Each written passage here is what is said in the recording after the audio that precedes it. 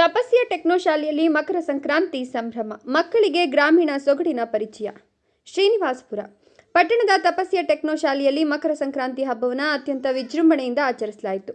ಶಾಲೆಯ ಆಡಳಿತ ಮಂಡಳಿ, ಶಿಕ್ಷಕರು ಹಾಗೂ ವಿದ್ಯಾರ್ಥಿಗಳು ಒಟ್ಟಾಗಿ ಸೇರಿ ಹಬ್ಬದ ಸಡಗರದಲ್ಲಿ ಪಾಲ್ಗೊಂಡಿದ್ದರು.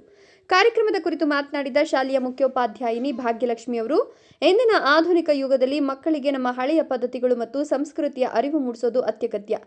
ಸಂಕ್ರಾಂತಿ ಹಬ್ಬದ ವೈಶಿಷ್ಟ್ಯತೆ ಹಾಗೂ ಹೊಸ ಬೆಳೆ ಬಂದಾಗ ರೈತರು ಮಾಡುವ ಸಂಭ್ರಮದ ಬಗ್ಗೆ ಮಕ್ಕಳಿಗೆ ಪ್ರಾಯೋಗಿಕವಾಗಿ ವಿವರಿಸಲಾಯಿತು ಅಂತ ಹೇಳಿದರು.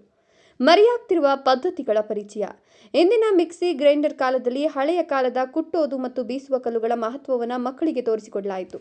ಶಾಲಾವರಣದಲ್ಲಿ ಗ್ರಾಮೀಣ ವಾತಾವರಣ ನಿರ್ಮಿಸಲಾಗಿತ್ತು. ಎಲ್ಲ ಶಿಕ್ಷಕರು ಮತ್ತು ಮಕ್ಕಳು ಸಕ್ರಿಯವಾಗಿ ಪಾಲ್ಗೊಂಡು ಕಾರ್ಯಕ್ರಮವನ್ನು ಯಶಸ್ವಿಗೊಳಿಸಿದ್ರು. ಮಕ್ಕಳ ಆರಂಭಿಕ ಶಿಕ್ಷಣದಲ್ಲಿ ಕ್ರಾಂತಿ ಮಾಡಿರುವ ಅಂತಾರಾಷ್ಟ್ರೀಯ ಮಟ್ಟದ ಯೂರೋ ಕಿಡ್ಸ್ ಪ್ರೀ ಸ್ಕೂಲ್ ಈಗ ಶ್ರೀನಿವಾಸಪುರಕ್ಕೂ ಕಾಲಿಟ್ಟಿದೆ.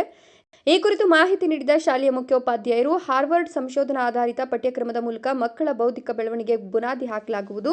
ಹಾರ್ವರ್ಡ್ನ ಮನೋವೈದ್ಯ ಮತ್ತು ಮಕ್ಕಳ ತಜ್ಞರು ಸಿದ್ಧಪಡಿಸಿದ ಬೋಧನಾ ವಿಧಾನ ಇಲ್ಲಿದೆ. ಸಂಸ್ಥೆಯಿಂದಲೇ ತರಬೇತಿ ಪಡೆದ ಪರಿಣಿತ ಶಿಕ್ಷಕರು ಮಕ್ಕಳಿಗೆ ಬೋಧಿಸಲಿದ್ದಾರೆ.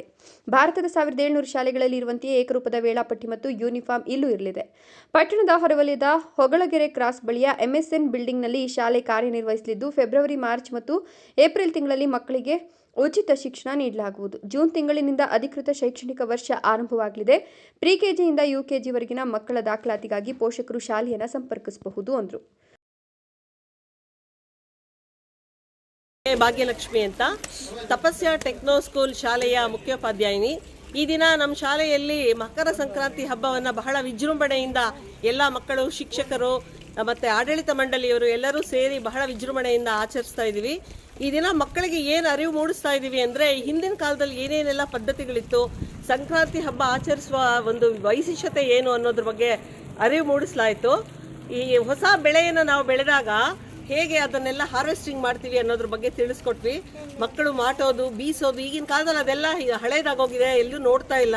ಮಿಕ್ಸಿ ಗ್ರೈಂಡರ್ ಇವೆಲ್ಲ ಬಂದು, ಆದರೂ ಕೂಡ ಅದು ಇನ್ನೂ ಕೂಡ ಹಳ್ಳಿಗಳಲ್ಲಿ ಜಾರಿಯಲ್ಲಿದೆ ಅನ್ನೋದ್ರ ಬಗ್ಗೆ ನಾವು ಈ ದಿನ ಎಲ್ಲ ತಿಳಿಸ್ಕೊಟ್ವಿ. ಎಲ್ಲ ಶಿಕ್ಷಕರು, ಮಕ್ಕಳು ಎಲ್ಲ ಬಹಳ ಸಂತೋಷದಿಂದ ಸಕ್ರಿಯವಾಗಿ ಪಾಲ್ಗೊಂಡು ಈ ಕಾರ್ಯಕ್ರಮವನ್ನು ಯಶಸ್ವಿ ಮಾಡಿಕೊಟ್ಟಿದ್ದಾರೆ.